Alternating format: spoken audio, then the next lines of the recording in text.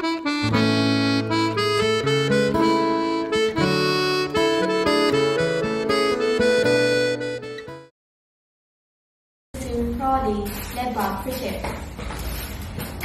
burt ar a bhúchain lá de hiú agus den bhana bhúr. Cúdar staach an daine. Bhí beag gan cúram le déanamh acu ach dúirtear go mbeidh deochta ar dúis. Cúdar staach i dtí torna agus chéadar siad. Agus bhí an céad deochta agus bhí an dar deochta. Agus is léir go ráidar ó dheoch go deoch ag ón sláinte ag chéile go dtí go ráidar ar na stártha. D'áiríodar amachar an sráid an son agus thosaíodar ag muomh ná na bean ag chomh féin ná ar fílar ná ar fólín. Ach, is gearr gur tháinig na pólíní mar bhí héin an taobh na pólíní ná na fílars. Mar sin é gúram. Thógadar an bhartacha, agus do thógadar híosló ar an mall, agus do thógadar cuairt ar bhfuil híos ar an mall, agus is é deire as an csiach an scéal ná go chuir mí presún orthú I presún Chiarraí.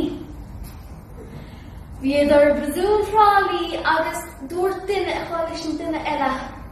Ó, ní chuir mí bara siar go chluthe a rís. Ó, ní chuirmid ar san fearile, ní nicigh náir a bhuaine.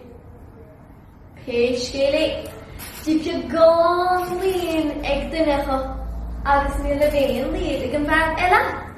Agus an fear bhí an léon bhí sé ag siúil timpeall síos na tóirsaí in sa presún. Mar bhí cór cédal agus bhí cúis ráigeis gach duine scríte ó scór na gilíní. Tuaigh Snámha cúig sé gríomh bhearna agus dúirt sé sin Dhearma in anim dé, ráinní do bhadan uair ar déarma tuchadú. Nach neamh ní ar gúisna ná seachas na gacin aonanna eile in túnta. Mar bhí fear ó bhuá agrid crawn agus gandal. Bhí fear ó am scáis go brálín as an luch leis. Bhí bócail óg ó ghlainn agrid crawsúr ón bhílar. Bhí fear ó ceann dúiche a bhartha fóthair agus bhí gá réig ó na stúchil le gadíomh go báiste.